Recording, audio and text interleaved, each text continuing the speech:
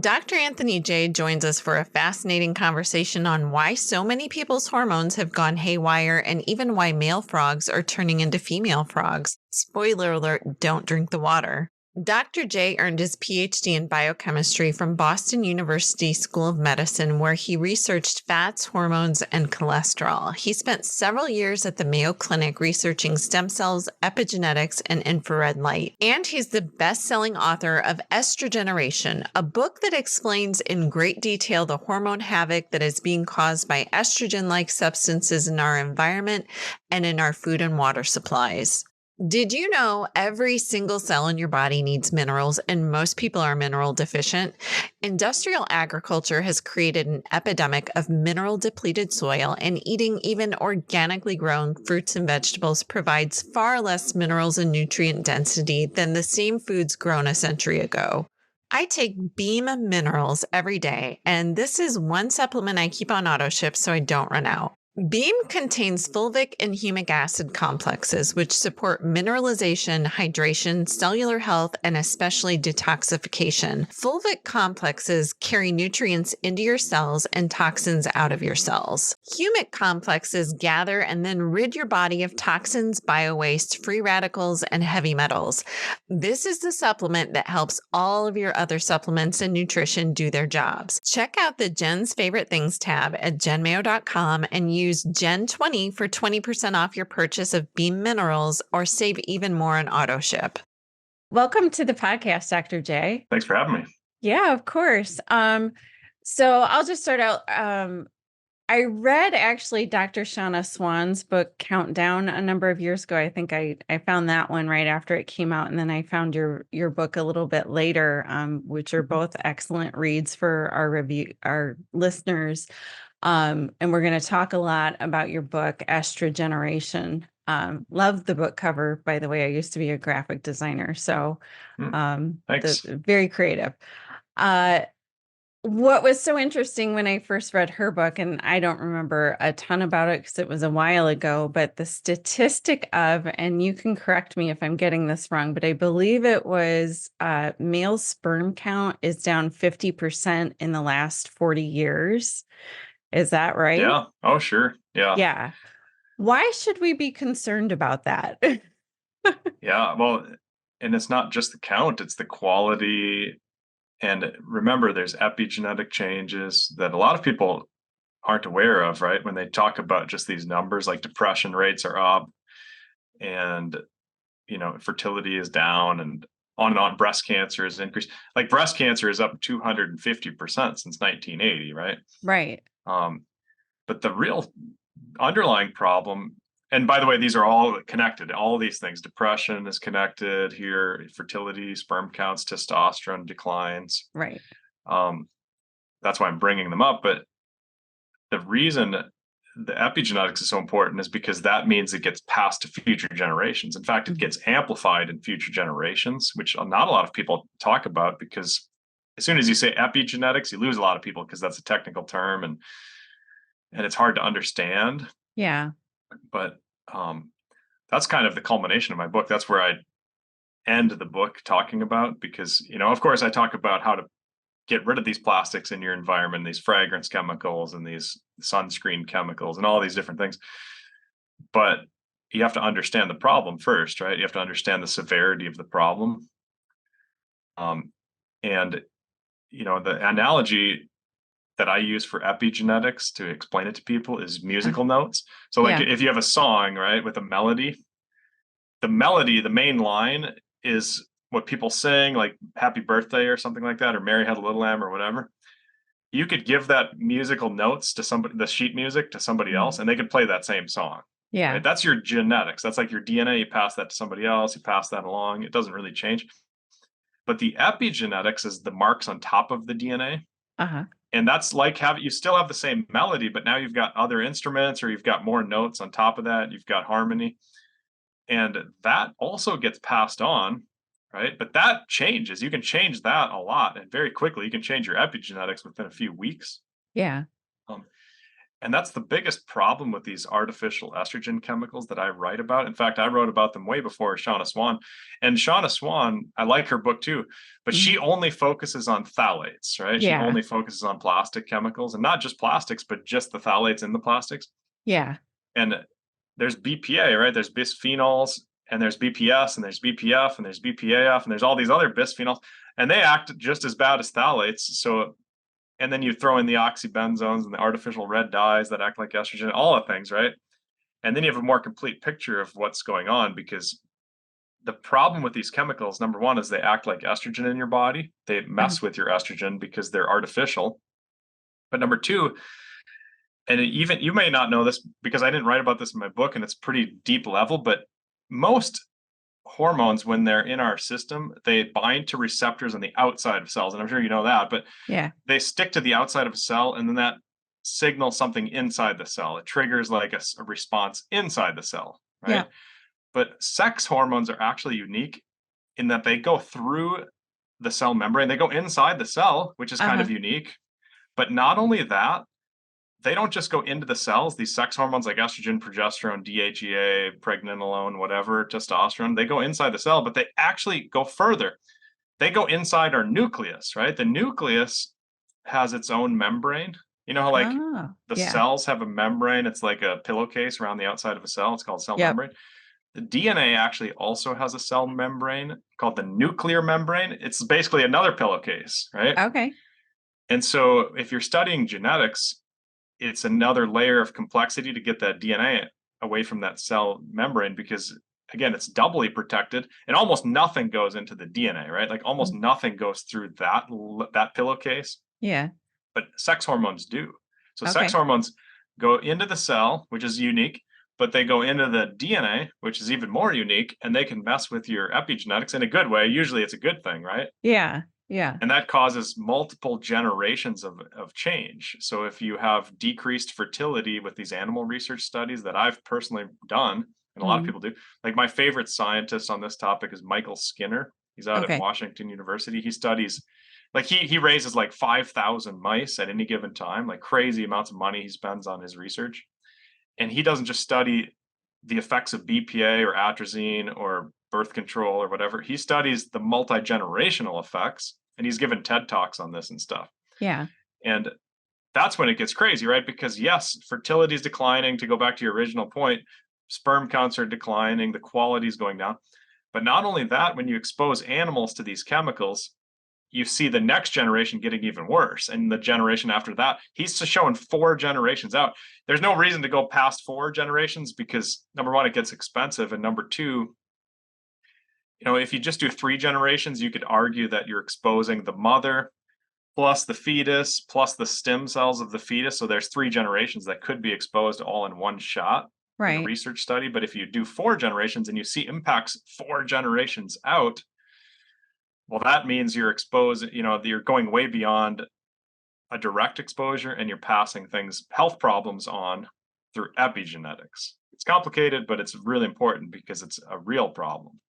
Is that more complicated for a mother carrying a female fetus who's already got the development of all the eggs she's going to have for her lifetime? Yeah, because if a mother is exposed to BPA, Mm. that her eggs are also being exposed, and so that's messing up. Like that's a direct exposure, right? Yeah. Yeah. And again, those chemicals can go into the DNA and alter the epigenetic marks, right? Like think of it as the musical notes, on top of the melody. Yeah. Yeah. And And I've heard epigenetics too kind of referred to as like genetics loads the gun and epigenetics pulls the trigger kind of yeah, scenario. sure. It's a And good that's analogy. something Mhm. you can change, but at the same time that also gets passed on to the Yeah, future generations. that's the definition of epigenetic. If it's There's different types of epigenetic marks. Like there's actual physical changes on your DNA, but some of them are called summulations, and some are acetylations, and some are ubiquitinations, and some are methylations. There's all these different types of marks, but what makes them epigenetic marks is they get passed on. That's like the definition of epigenetic. Okay. So if it, there's plenty of things that change your health. Like if you have more insulin or less insulin or more blood sugar or less blood sugar, whatever. But that's not an epigenetic change because it's not being passed on. The definition of epigenetics, it has to be able to be passed on. Mm-hmm. So it's kind of like genetics in that sense, right? It's not as powerful as genetics, so it doesn't get passed on forever. Like DNA, it's really hard to change DNA. It's very stable. It's very hard to change it. You can have mutations, and I have a DNA consulting company, and I look at people's DNA, right?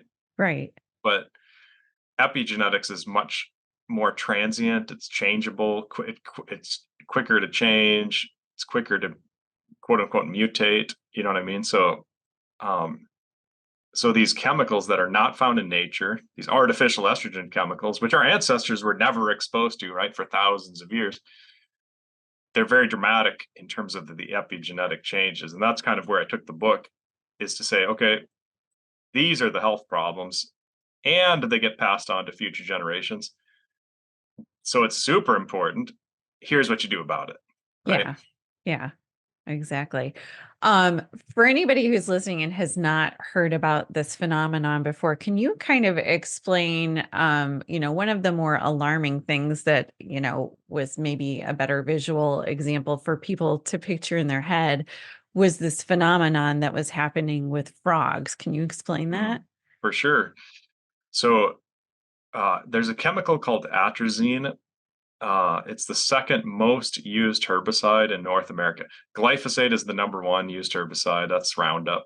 And both of these should be illegal, Hmm. more or less, but they're both used. And by the way, they both act like estrogen. They both disrupt your hormones. I didn't write about glyphosate much in my book because it wasn't very clear when I wrote my book. And I wasn't sold on it at that point. Now it's more clear. Now I'm convinced that even glyphosate messes with your hormones. Right. But it's a tricky, I know it's a little bit of a tangent, but glyphosate, it doesn't look like estrogen. So it's hard for me to get my head around, like, why is it acting like estrogen? The chemical is made from glycine, right? It's a glyphosate. It's like glycine, which is an amino acid, but it chelates metals. It binds to metals. Uh-huh. And so it makes sense now. It's more clear very recently, because if you have multiple glyphosate molecules, they stick to like a magnesium or a zinc or a calcium. So they bind to metals, and you can have multiple glyphosates around one metal. Does that make Uh-huh. sense? Yeah. And then that starts to look like estrogen. So now I can see it, right? It took me a lot of years to kind of figure out, okay, why does that act like estrogen? But atrazine for sure acts like estrogen, right? Yeah. The second most used herbicide. And by the way, atrazine is totally illegal in Europe.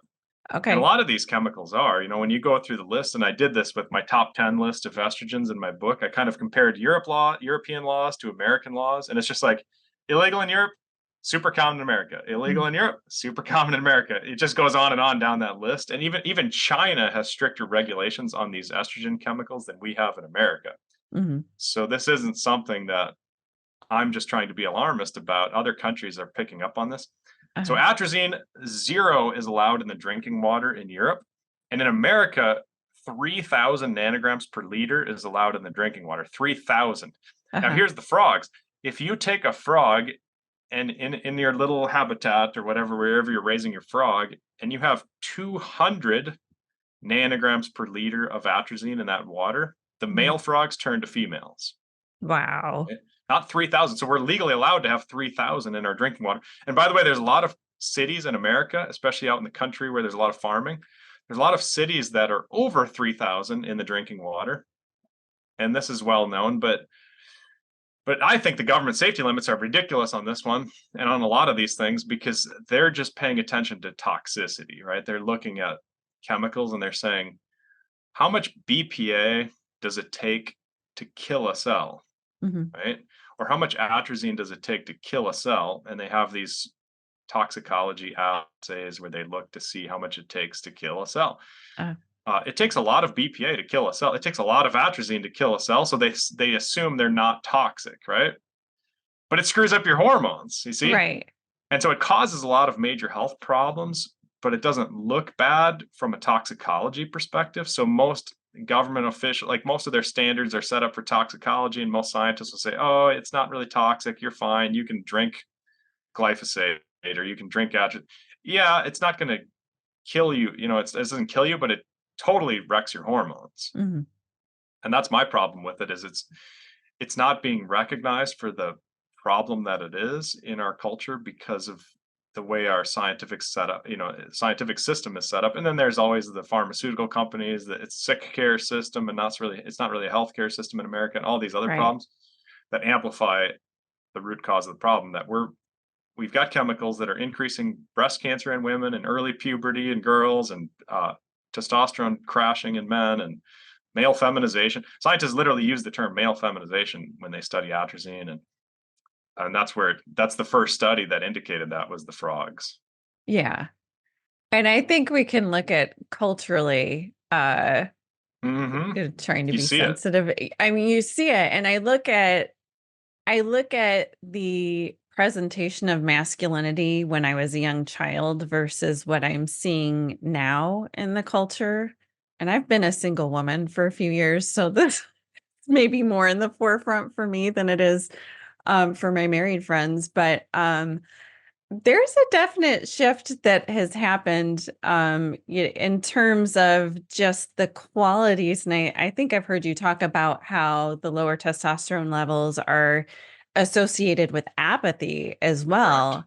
Correct. Like what, from a societal and cultural level, whether what's going on here is intentional or just an accident, what implications, besides just fertility and sex drive, does lowering a man's testosterone level do to how our society and culture is shaped? Yeah, a lot, right? I mean, that's the Right. problem with sex hormones, is they act on a lot of different things in your body because they go into your DNA. So they Mhm. alter they literally alter the way that your DNA is decoded Yeah. and expressed into proteins. So for example, a lot of men that have low testosterone have depression, right? A lot of men with low testosterone have weak bones or bone density, kind of like osteoporosis for women, right? When Mhm. women's hormones go to hell after menopause, a lot of times their bone density goes to hell. And then you know what the doctors do? They want to put you on prescription drugs and fake bisphosphonates and stuff that have like almost no impact. And they never tell you about the hormones. It's like, look, yeah, just because you can't make money on these hormones because you can't patent a natural hormone doesn't mean they're not amazing and valuable. Toy preferences change. You know, when they do studies on children that have Mhm. exposures to these chemicals like phthalates, boys tend to like guns and they like trucks and they like noisy, fast moving things. Just naturally, it's well researched, and sure, you could find some girls that like that stuff too, right? And you always find some boys that don't. There's always a bell curve where the averages, there's going to be the vast majority that like certain things and whatever. But toy preferences shift as they're exposed to more phthalates, even at a young age, right? Mhm. And again, this is published research, so it's changing the brain preferences. Apathy is the most common. Even in animal studies, you find apathy where not only do they have sexual apathy, they're not interested in relationships and things or pursuing females. They're just interested in nothing, right? Mhm. Right. Um, they're not interested, like the rats, you know how they have those little wheels the rats run on and stuff. They're not even interested in that. Yeah. So apathy is beyond just pursuing relationships. It's just it bleeds into all kinds of other aspects of life for men when they have low testosterone and their sex hormones are all disrupted. Um, so yeah, it's a real problem. And of course, women have testosterone too. You know, one of the problems with menopause is not just your estrogen progesterone go down, but also your testosterone usually goes Right. down. And it's a super important hormone for healing and recovery. And because a lot of women, they're exercising, they're doing great, they're staying healthy, going to the gym, and then their hormones tank after menopause. And they're like, well, I can't go to the gym because if I do, my body is so destroyed for like 2 weeks that if I go to the gym like twice a week, I don't recover. And then I'm just even more sore. And then I go 3 times a week, whatever. They can't do some of the training that they were used to doing when their hormones were good. What's the solution? You just fix the hormones, right? Yeah. But you see that in younger men and women if their hormones are screwed up too. It might not be as amplified as menopause, but maybe it is. Sometimes it is even that amplified. I'll give my own example here. I'm in my 40s now. And before I went through kind of a radical lifestyle and diet change of my own, I had more hot flashes in my 20s than I've Hmm. ever had in my 40s. And I Yeah, think good that point. certainly says something about what was going on there, and the epigenetics, as you mentioned, what you're putting into your body. One of the best quotes, and I use this all the time. There was a doctor named he was a dentist actually, named Dr. Hal Huggins, and I think if I'm quoting him correctly, he said something like, "You can't towel off while you're standing in the shower." And I think even like the functional medicine approach to health at this point has become so much about adding supplements and adding things without taking a better look at taking things away that are negatively impacting us. Right. Yeah. Yeah, especially, yeah. I mean, that's usually the bigger levers to pull, right? Like when people Right. are gluten sensitive, you get rid of gluten, they feel amazing or whatever, Right. sugar. Yeah, in our culture, I think that's a good strategy, right? It's certainly something people need to be aware of and think about, especially because modern dietitians are not trained that way. They're basically trained calorie is a calorie. It's especially worth mentioning for your audience too, because probably a lot of them are women and a lot of them have been told that calorie counting is the most important Right. thing and calories are how you lose it. They did a study with atrazine. It's one of my favorite studies because they had two groups of rats. And the reason you want to use animals for a study like this, because if you do this with people, they cheat and they don't tell you Right. what they're eating and they, whatever. So you can't really trust the data as much. But they had two groups of rats and they gave them the exact same calories, both groups. Everything was exactly the same, except one group, they put low dose atrazine in their drinking water just to mimic what Americans are exposed to. And that group got fat. That group of rats, same calories, is obese. The other group was lean and totally normal looking. And that's exactly what happens when you mess up your hormones. Sure, like, you can count calories in certain situations and it helps you gain weight if you're a scrawny guy or it can help you lose weight or whatever. But people get tired of counting calories after 6 months and they don't do it long term anyways. But that's how Right. dietitians are being trained. They're basically being trained to say, like, it's your fault if you're overweight. You're not counting your calories. You're eating too many calories, right? Eat more lettuce or whatever. And it doesn't work. A lot of people know this. And sure, it works sometimes for people that have good metabolisms and they're not being exposed to tons of chemicals and their hormones are amazing. So then they think it works for everybody because it works for them. Well, you have to consider the hormones, and it's tricky with hormones because blood tests don't tell you everything. Right. That's why I look at genetics, right? Because some people have more receptors than other people. So their blood has the same amount of hormones, but then they make more receptors or less receptors that pick up the hormones. Mhm. See? And it's kind of like having your volume turned down on your hormones or whatever. So Right. there's more complexity than just blaming it on a blood test. And most doctors don't even do that. They don't even check hormone levels on the blood test. It's like pulling teeth trying to get them to check your testosterone if you're like a man below age 50. It's ridiculous. Yeah. Yeah. I think all young people, in your early 20s or even earlier should get their hormones tested just I so they have agree. a baseline to know what it is for when they get older. I agree. Yeah. Yeah. Yeah. 100%. And that includes the thyroid too, because the thyroid is another one. A lot of people are low energy, their thyroid hormones are it's usually low energy is either sex hormones or thyroid hormones, Yeah. right? Yeah. Or And both. so yeah, we're both, usually Right. both, yeah. Right. Yeah, and so there's a lot going on with people's issues there. And most of the problems for thyroid come from inflammation or lack of iodine. Mhm. And inflammation, of course, is diverse. Some people, you know, inflammation comes because they're smoking cigarettes, right? And some people inflammation is gluten or dairy or nightshades or whatever. Everybody's a little different on that, but that's the goal. Find what's triggering the inflammation, and then usually you fix the problem instead of just throwing drugs at it and covering something up. Right. Can you explain too, like on the male side of things, how does introducing these estrogenic, artificial estrogen compounds to the body, what's the mechanism that screws up the testosterone levels? Yeah, it does it with three different ways, right? Number one, it physically lowers if you have more estrogen chemicals in your body, Mm, it lowers your total testosterone. mm, Um, so that's the first thing. Secondly, it lowers your free testosterone. That's a different blood test that they do. There's a difference between total, how much, and this is men and women, there's a difference between how much total testosterone is in your system and how much is available to your body. That's called your free testosterone. Uh, And estrogenic chemicals lower both of those, which is bad. So it's like doubly bad. But then not only that, they block binding to the receptor. So like hormones they can't do anything in your body until they stick to a receptor. yeah. Right? It's kind of like the analogy I use is hockey, because I played hockey back in the day. And if you have a puck on the ice, that doesn't mean you're scoring any goals. It just means there you have a puck on the ice. But if you put it in the net, that's a goal that actually means something to your team. And the goal is like the receptor, meaning like you got to get it into the goal to do it, to have an actual impact on the game. Now, let's say you have 20 pucks on the ice. Your testosterone is super high or your hormones are really high.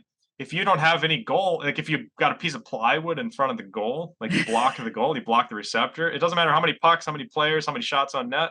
If you're blocking the goal, you're in trouble, right? And these estrogen chemicals block the goal. They actually block binding to the receptor. And that's the most insidious problem, because your testosterone might even look good. It usually doesn't. Usually it goes down, but it might look okay. And by the way, they've lowered the normal range. And I'm sure you know this. Like back in the 80s, the average male was 500 on their testosterone. Mm-hmm. And that used to be the normal range. They used to say the normal range is 500 to 1500, right? And now it's 300 to 1000. They've lowered the high end and they've lowered the low end. And sometimes it's even 250 to 1000 or 250 to 900. These blood test companies are just accommodating sick people. They've done this with blood sugar too. They've increased, because everybody's eating way too much sugar and carbs. They've increased the range for blood sugar to accommodate people that are over 90, which is absurd. And they've lowered the vitamin D range down to 30 because the average American is 30. And that's absurd, because hunter-gathering tribes, we have studies and blood tests from hunter-gathering tribal communities, and they're all between 70 and 100 on their vitamin D. I've looked at the blood work, right? So we're screwing with all our blood tests. Right. Because we've normalized dysfunction. So exactly. We're just adjusting the tests to accommodate how dysfunctional I know we are in our environment. But here it's crazy to people like us, Jen, but there's so many people that don't know this. It's astonishing to me, but like, because I do it every day. I look at people's blood work every day, literally, and people need to hear about this, because their doctor's probably telling them their cholesterol's too high, but everything else looks good. And that's probably their cholesterol is totally fine and everything else is terrible. Right. It's usually the actual story behind that. Yeah. You know? Yeah. I had Sally Fallon Morell on the show to specifically talk about cholesterol and sex hormones a while back, which that was a great discussion. But can you talk a little bit about your thoughts on cholesterol and its impact on sex hormones? For sure. And let me tell you a Sally story really quick first. Yeah. She gave a talk at a school that a friend of mine taught at, like a college that a friend of mine was teaching at.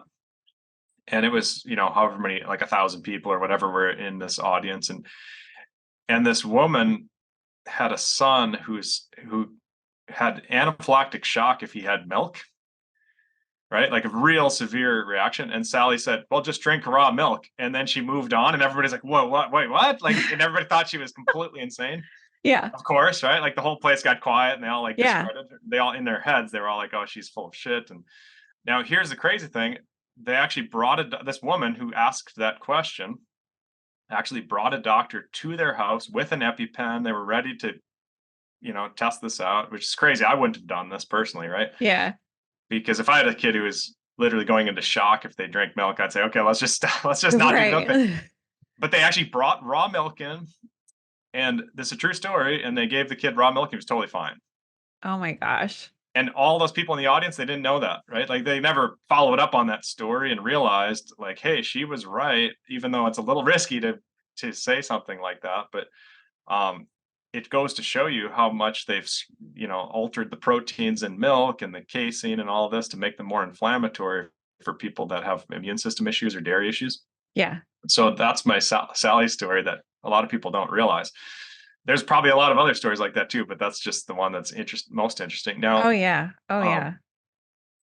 uh, and I totally The forgot the cholesterol is question. Oh that's yeah, okay. cholesterol, No, exactly. and we could go on a total tangent on raw milk too. I actually drive across state lines to go to Oh, a good for you. co-op that Mhm. sells raw milk. They're able to sell it in an actual store. However, they have to label it as for pets. Yeah, for animals. Yeah, yeah. Yeah, So like stupid. as Yeah, if you're going to go to an expensive health food store to buy milk for your yeah. your It's cat. crazy. Yeah. No, I know exactly. Well, um, I get it from a farmer every Monday. Today is the day I go to the farm and pick it up. It's on the way to my kids' archery and stuff. My kids are all involved in archery.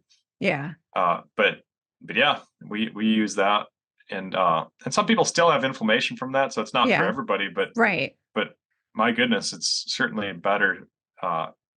It's better, it's less tampered with. It's just less Yeah. bastardized. And there's more A2 cows in that industry too, and she for sure is the expert on that one, but Hmm. the Holstein cows versus the Jersey cows too, Yep. there's such a difference Yep. in just going from one breed or whatever to the other. Yeah. Yeah. Yeah. It's all about money and profit, and the government subsidizes these people to pursue it that way and think about it that way. So of course, like if you're growing broccoli and your crop fails, you're in real trouble because there's no subsidies and no backup and no whatever. Right? But if you're growing soybeans, it's like you make Right. more money if your crop fails. If you get hail damage, you get more money. It's kind of like getting hail damage on your roof if you have insurance. They come in and give you a new roof, and it's like, hey, I'm glad I got some hail damage. Yeah.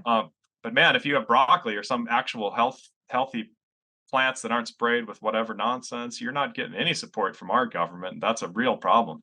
Yeah. But the cholesterol, I did a 5-year PhD at Boston University Medical School on the topic of cholesterol and sex hormones. So definitely in my wheelhouse to talk about cholesterol. And there's a lot of corruption. In fact, there's more corruption on the topic of cholesterol than any other topic, in my opinion, in Hmm. the medical system in America, unfortunately. And cholesterol is good for you. It's a building block for all your sex hormones. That's the definition of a sex hormone, right? It's a hormone that's made from cholesterol. Right. And some people haven't even heard of most of this. Like there's a lot of sex hormones like pregnenolone, Yep. or whatever. People haven't even heard of. It's not just estrogen. It's not just testosterone, right? There's a lot of sex hormones. So if you're vegan and your cholesterol's super low, and vegans usually do have super low cholesterol, doctors are correct about that. Their sex hormones are usually super low and imbalanced because their building blocks are not present. They don't have them. Um, but the saddest thing is there's a lot of really good research, and I've done YouTube videos on this too, by the way, if people want to just go and watch the YouTube videos where I go through some of the studies. But there's good research showing the optimal range for your cholesterol is 180 to 280, your total cholesterol. 180 to Yeah. 280 is the optimal range for the average person. If you're in that range, you're doing great. Not just okay, it's not too high. Doctors will tell you it's too high when you get above 200, Right. but in reality, that's actually starting to get into the more optimal range. Right. And that's a study based on 12 million people, 12.8 million people, right? These aren't tiny studies that they do. In fact, that's another one that the medical system has altered the blood test on, in this. And you can ask, I've done this. I've asked Chat GPT what was the normal range for cholesterol in 1970, and it'll be like 300 and below. What about 1980? 300 below. My dad is a medical doctor. He's retired, but he said back in the 80s and even in the early 90s, the normal range for cholesterol, your total cholesterol, it used to be 300 and below. Yeah. They dropped it all the way to 200 and below overnight as soon as they invented statins. It has Statins. nothing to do with research studies and some data. It's just complete corruption, and there's so many people that buy into it. And then, of course, what happens is the Google algorithms and the YouTube algorithms promote those people because they fit the standard medical system model, right? They like fit into the standard medical advice and the professional medical system. Because remember, here's the problem: if you have the same curriculum for every medical doctor in the whole country, and you teach them that cholesterol is bad if it's above 200, then they all say the same thing, and it Right. sounds like a conspiracy if you go up against that and you say, look, it used to be 300 and all the studies show 300 is totally fine. In fact, have you heard of Dave Feldman? No. Yeah, Feldman, I had him on my YouTube channel way back, like a long time ago, but he's become a little bit more popular recently because he's published a study. He's publishing a study with 548 people. So he collected 500 people, and their cholesterol is over 500. Right? Yeah. And these are people that eat keto, so they're eating lots of fats, lots of red meat, hardly any plants, honestly, and they're exercising, and he specifically looked for people that are quote unquote healthy in their lifestyle, right? Like actual exercising, getting out in the sun, going for walks, and over 500. And he hasn't published the whole study yet, and that's probably why you haven't heard of it yet, because once he published, and I know the data because I know Dave, but he has published a case report. So you have to look up like Dave Feldman case report, familial it's called hypercholesterolemia is what they call it when your cholesterol's crazy high. In fact, I'll pull it up. I'll pull up the study and on my computer, and I'll just read you the title. Because people are going to want to look this up probably. It's called hypercholesterolemia, lean mass hyperresponder phenotype, presents in the context of a low saturated fat carbohydrate restricted diet. Long title, but here's what they found, right? And again, at least people can pause and rewind and have to go through that 3 or 4 times to catch that whole title. But the point is, he hasn't published all 500 people, but he's taken a case report in that study and just published one of the guys because they have the data completed, and they've followed these people for 2 years, Jen, 2 years. Yeah. And this guy, his total cholesterol has been over 500 for 2 years. At the beginning of the study, he had 0 plaque in his arteries. They do a CT angiogram, and they have literally the guy who's the best in the country at doing CT angiograms is doing them for this study. And that's basically a way of measuring plaque in the arteries, right? So they can measure and see if they have any plaque in the arteries. And this guy had 0 at the start. Even though his cholesterol is 500, he's still got 0. 2 years later, still no detectable plaque. That's the conclusion of that study. 2 years, his cholesterol's over 500, 0 plaque in his arteries. Why is that? It's because he doesn't have inflammation, right? Inflammation is always the root cause of plaque in people's arteries. Always, every single time. Yeah. So if you smoke cigarettes and you damage your arteries, you're going to have plaque in your arteries from the inflammation, right? And by the way, cholesterol is what makes up the plaque, right? So the doctors are correct when they tell you that like plaques are made up of cholesterol. So that they're just incorrect when they blame it on cholesterol and they think cholesterol is bad because of that. It's like blaming firefighters for fires, right? It's like, firefighters are always there when there's a fire. That doesn't mean they're causing fires. Right. Cholesterol is always there when there's plaque in people's arteries. Doesn't mean it's causing plaque in people. It's like usually smoking cigarettes or eating junk food with all these nasty chemicals that we're talking about, or it's, whatever. Everybody's different. Like some people have food sensitivities that are different than other people, but they're causing inflammation that damages arteries, that causes plaque in the arteries. And then what does the doctor do? He blames cholesterol. That's just how he's trained. And now what they're doing, unfortunately, is can you still hear me? Sorry. Yeah. I bumped something.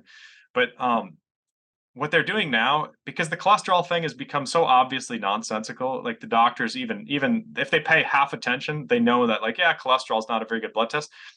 They changed it to LDL like 10 years ago, where it's like, oh, but let's check your LDL versus your HDL. But now even that's become very obvious. Like, the research studies don't support that idea at all. Yeah. You can have crazy high LDL and you're totally fine. Happens and you can have super low LDL, by the way. And if you smoke cigarettes and things, you have all kinds of plaque in your arteries, right? Right. Or if you have diabetes and super low cholesterol, you still have plaque in your arteries. It's all about inflammation, because blood sugar can cause inflammation. If you have enough sugar in your blood, that triggers inflammation. So it's always inflammation. It's just like, what's the inflammation?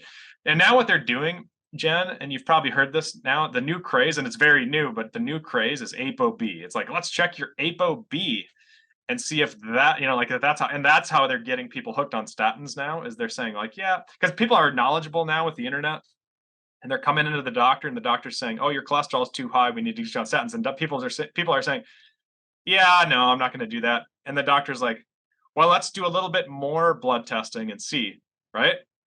And what they basically are doing is they're just playing a shell game where they're checking something that sounds more technical, ApoB. It's and it sounds more complicated, more academic, and more illustrious. And then people are like, oh, I guess maybe it is high. Maybe like he has followed up on, you know what I mean? Like it just gives them another level of excuses to prescribe more statins when they don't really need to. Yeah. And I don't think people realize when you're under more stress, your body needs more cholesterol. I personally had this experience in a blood test. I went through a very stressful year when my father died, and kind of freaked out when I got my cholesterol checked later in the year because it was much higher than it had ever been before. And I was eating more healthy fats and whatnot, and I was kind of a little concerned. But a year later, checked it again, still eating the same high healthy fat diet, and it was back down into the under 200 range that it was normally in. But when your body's under more stress, it needs more cholesterol. True. And when you get sick, your cholesterol Right. goes up because LDL actually helps fight viruses and bacteria infections. Yeah. And your triglycerides go up too. A lot of people don't realize, like if you train really, really hard in the gym and then you go the next day and you check your cholesterol, it'll be really high because your trigs go up from training. Yeah. So I recommend don't check your blood test after a hard training session the day Right. after.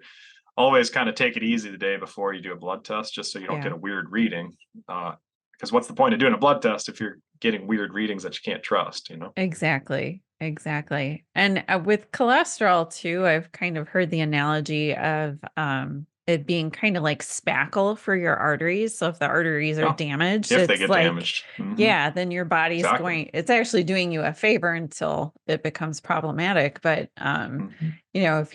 if you don't get rid of the inflammation, your body is going to require that to fill up the holes that are in your arteries. Exactly. And you can reverse it, by the way. People like professional doctors are trained to tell people you cannot reverse plaque because there are people that go out and do the CT angiogram and they get their plaques measured and they have plaque in their arteries and it freaks them out. Now, again, I always recommend do a DNA consult if you have a situation like that because it might be lectins, it might be something weird that you haven't thought of. But like some people's ferritin, did you know there's a gene called superoxide dismutase, SOD2? It gives you a 10-fold higher risk of heart disease if your ferritin is high. Oh, And interesting.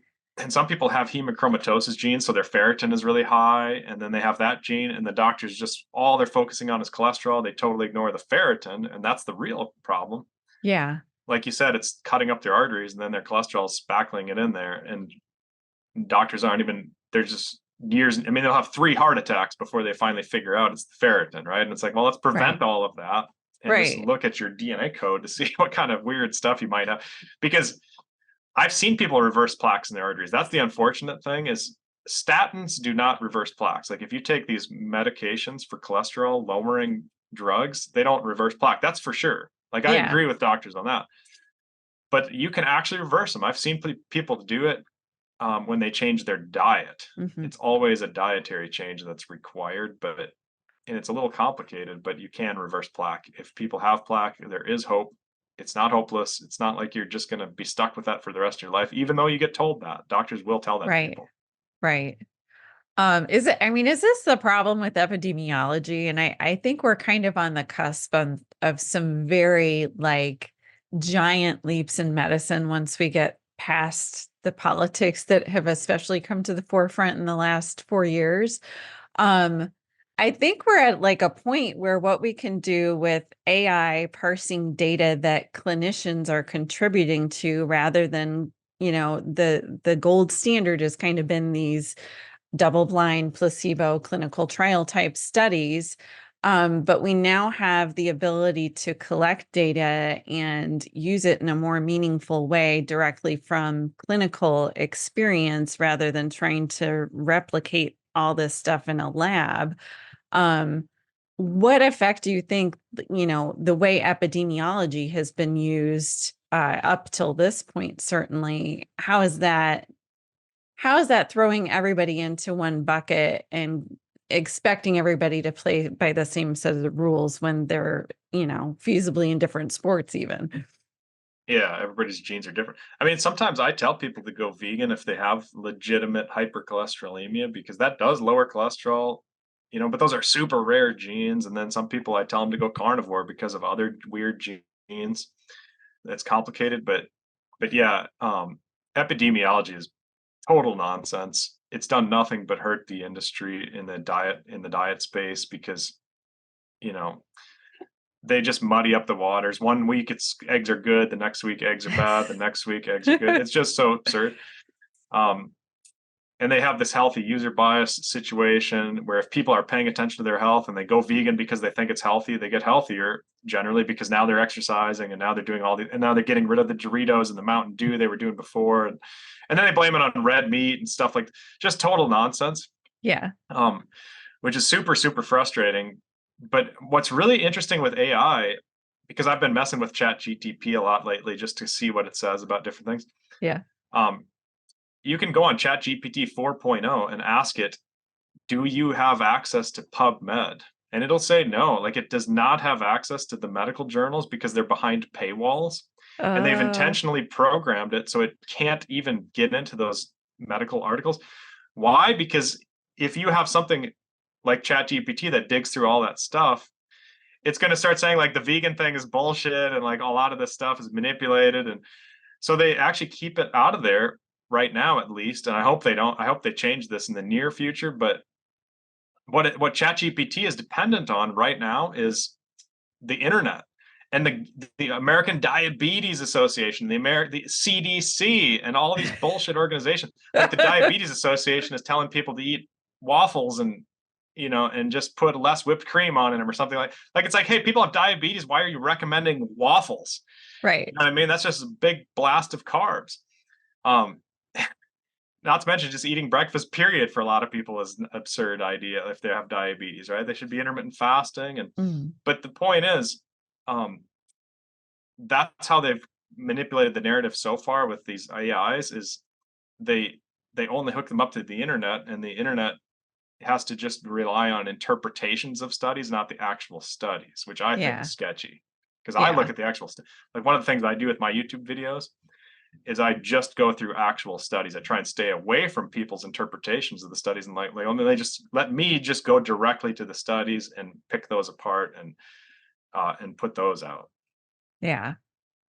It's wild.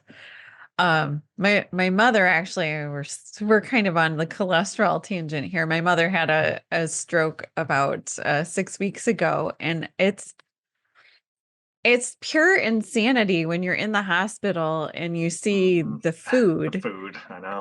that they're feeding to people. And then I got in an argument with the doctor when he wanted to put her on statins, and I asked if I could see what the NNT or the number needed to treat statins were, and the look on his face was priceless. He obviously doesn't get asked that very often, but the number you need to treat people total to see a positive impact for one person is like something like 1 in 80. You have to give the medication to 80 people before you see it benefit one person. But and then 60 of them have side effects, Right. They don't include that. But just the whole they're serving margarine in the hospital. I know. And applesauce. Applesauce, apple juice, the sugar, sugar, plenty of sugar. And so after the fact, Blue Cross Blue Shield, as a service to you, when you've had a stroke, they will send you meals, healthy meals. Wow. I know. To your home seed oils galore. that are in plastic that you put in the microwave to heat up. Oh my God. Of course. Yeah, of course. Full of seed oil, sugar, margarine again. I mean, it's the whole thing is just ridiculous. Well, Mayo Clinic, where I used to work, the whole gym, they have like a 3-story gym called the DAHLC, DAHLC, and it was donated to them by the guy that invented those weight loss shakes or whatever, like Slim Fast. Yeah. And it's just high fructose corn syrup and a bunch of vitamins. That's all. It's just corn. So you're just chugging corn syrup, right? Yeah. And he made like a ridiculous amount of money on that. Yeah. Similar experience when my father was passing away. He was on a feeding tube, and we asked the nutritionist to see the ingredients of the bag food that they.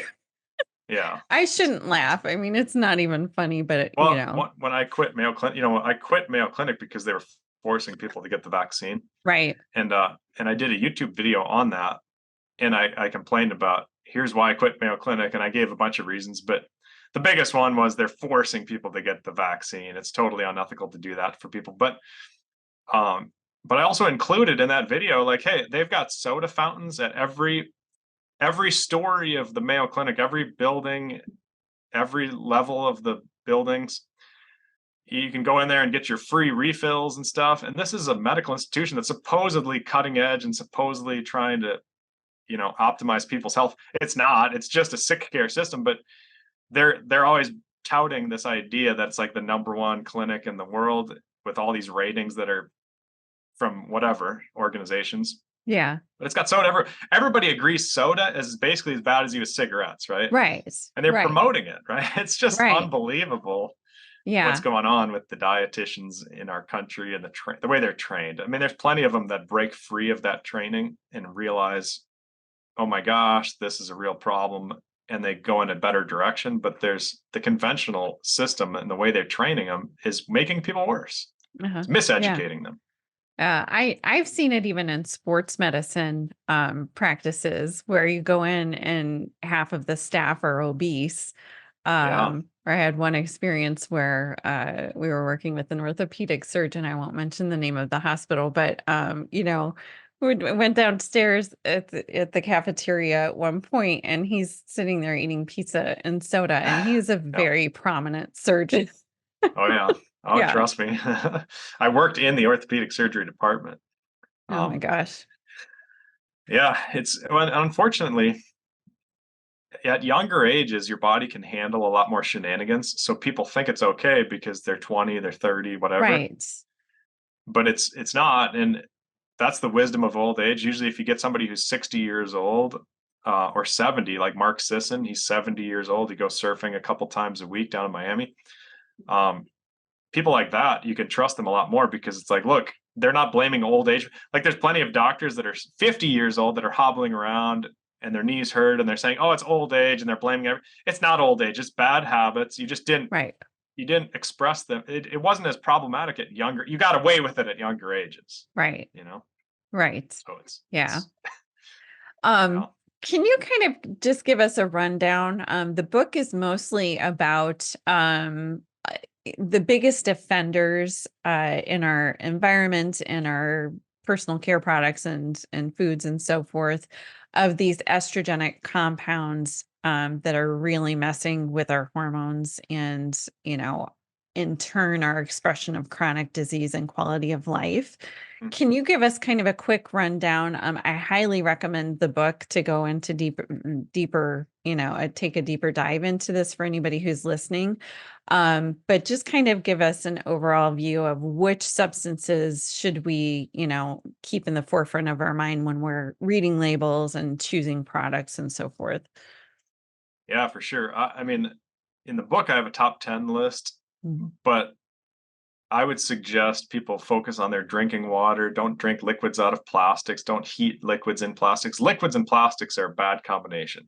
Yeah. And fragrances are the second most common source that people are putting on their skin and putting in their bodies that we're just absorbing these chemicals. And then, of course, the diet and the food, like the soy and all these soy products and the atrazine, like the pesticides and herbicides they're spraying on your food, those are all problematic. So those are probably the top three. If I was going to boil it down to three things that most people are doing every day that need to be adjusted to be healthy: plastics, fragrances, and foods. Pay attention to pesticides and soy. Yeah. And the EWG has a Skin Deep database. I reference that a lot for just, lay people to go in and see which products are safer than others, and they give it kind of a rating system. So that's a really excellent resource too. Can you talk about birth control, or I was going to say birth control pills, but there's various different delivery methods for these at this point in time. Hormonal contraception, how is that impacting women's health, as well as how that ends up in the environment? And one place I don't see any studies really being done on this, is I feel like the women who go on these in their 20s and 30s and the impact it's having on their hormones at menopause, I think is really showing up in ways that aren't being well assessed. True. Yeah. And fertility, like future fertility is like, I talk to so many people doing genetic consults where they struggle with fertility later in their life because they took birth control for a lot of years earlier in their life. It's made specifically to stay in your body longer, right? It's fake estrogen.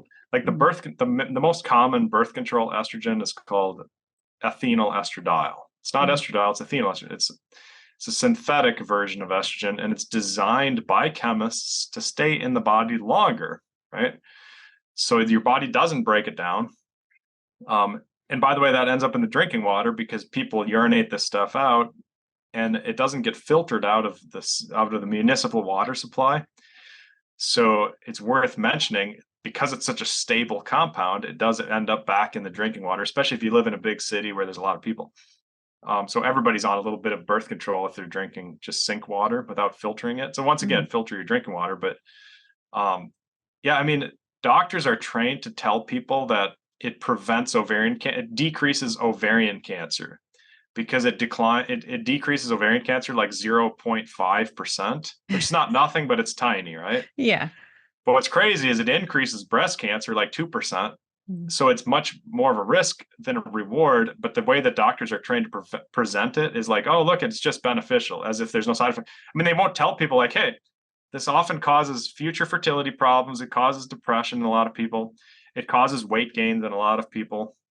They won't tell them any of that stuff. And then women mess up their hormones and they don't realize, like, hey, this is a part of that story. It's not the only thing. Sometimes it is. Sometimes it's just that simple. And it's unfortunate, right? Because, if people want to make an informed decision, they need the information, right? Right.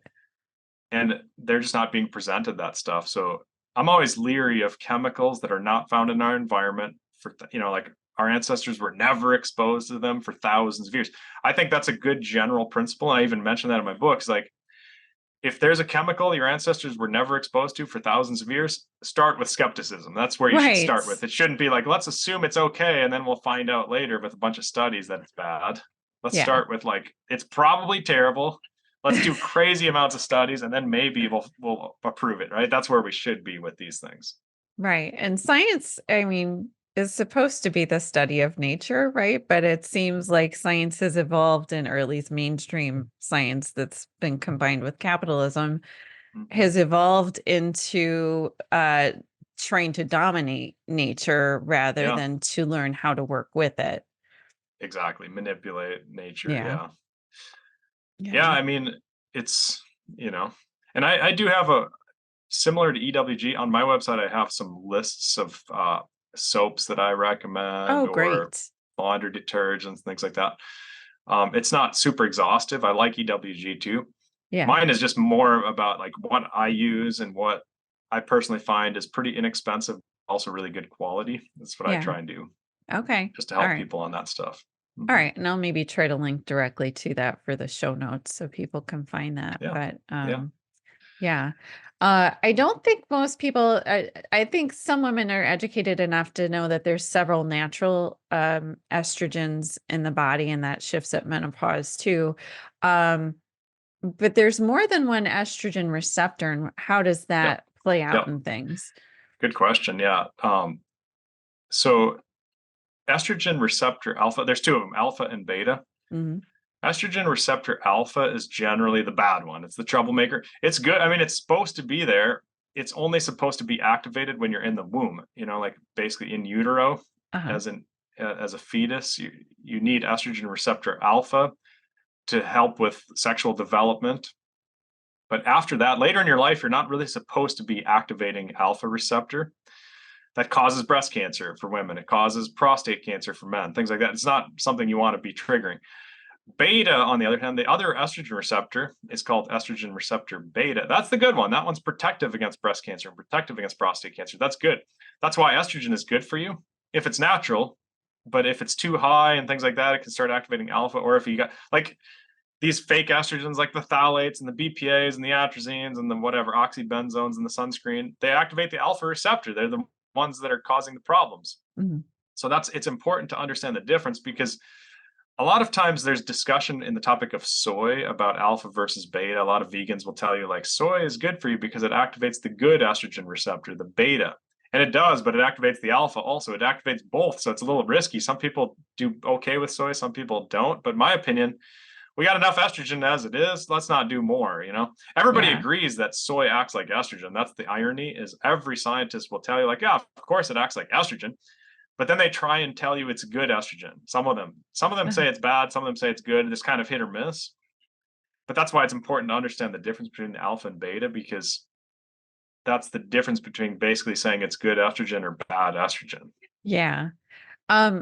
Your thoughts on fermented soy versus like the Oh, yeah. processed products Fermented that is most good. of, yeah. Fermenting is totally fine. Mhm. Is that potentially why? Because I know Japanese women, interesting fact, Japanese women didn't even have a word for hot flash until recently. And I think they were just trying to fit in with the Western culture and they came up with one. But is that potentially part of, I mean, is that potentially helping them at menopause or even before menopause because they're eating fermented soy products? Yeah, when you have fermentation, it literally breaks down all that estrogen compound, estrogen. Mhm. In fact, it also gives you a byproduct called equal, EQUOL, equal, which you can take as a supplement. But yeah, that's a positive thing. Equal is usually good. It activates the beta receptor, the good receptor. So yeah, fermenting is great. It's one of the things our ancestors did. And the other aspect is I do consulting for people in Asia, genetic consulting, and they do have very unique genes compared to Caucasians and most Americans. Yeah. Asians do have very unique abilities when it comes to estrogen and soy and stuff like that. So even if it's not fermented, they do better than most Americans do. Okay. But fermenting is the way to go. Yeah. Yeah. Interesting. And can you talk a little bit about phytoestrogens? I know there's a few others like flax and maybe even lavender that have an impact. Yeah. They've done, like in Canada, they did a study with over 100 food items, and I do have a hard stop here coming up in a few minutes, just so you know. But that's my fault. I go way too much in depth. Fine. That's fine. But in this study with over 100 food items, they were just looking at plant estrogen, phytoestrogen, how much they have, and like all the plants are under 1,000 units. Except for soy and flax. Soy and flax were over 100,000 units of estrogen. Okay. So they're crazy high. But then they're separate. They weren't measuring lavender and cannabis in that study. And they've done separate studies where they show lavender and cannabis smoke, not edibles, but for some reason the smoke acts like estrogen in our body and messes with your hormones to some degree. And lavender is still kind of are debated. People that research it will usually say, oh yeah, it acts like estrogen. Like I talk to those people, but the studies are kind of hit or miss on that one. Okay. I just err on the side of caution and avoid it. Even though it's anti-inflammatory, it has some benefits. Yeah. Is that potentially more problematic for men than women, or is it equally an issue across the board?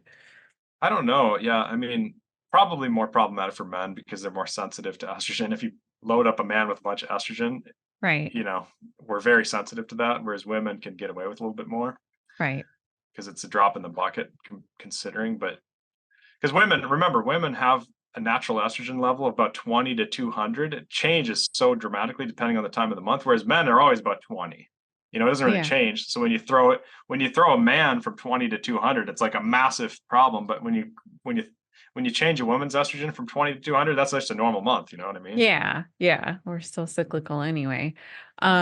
Can you expand a little bit, because I know we talked about the frogs earlier, but and you mentioned that liquids and plastics are especially problematic.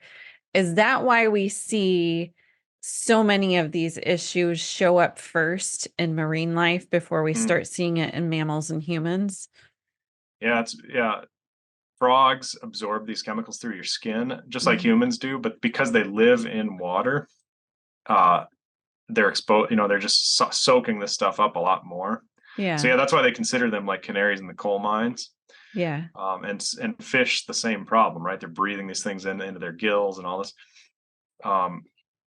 So usually, yeah, you see the problems in those animals and those species first. That's why, like, for example, when the coral reefs are becoming extinct because of these sunscreen chemicals, Right. they make the sunscreen chemicals illegal, like in Hawaii and Australia and all these a lot of countries have made oxybenzone totally illegal. Mm-hmm. And when I published my book, that was the number one sunscreen chemical. Like when you go to Walmart, that's all you see in all the labels. You can't find a sunscreen without it. Now you can find good sunscreen that just has zinc Yeah. and no nonsense chemicals. But it used to be you couldn't even find them. Yeah. Yeah. Interesting. Um, do you have any other additional thoughts? I know I want to make sure our listeners know that you do genetic consulting, and I've done 23andMe, and it is very interesting to see what your genetic profile is showing up and how that correlates.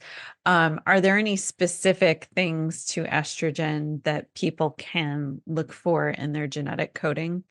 Oh yeah. Sometimes people have like 15 bad estrogen genes. A lot of people have 0 bad estrogen genes, and they can range in terms of what that looks like.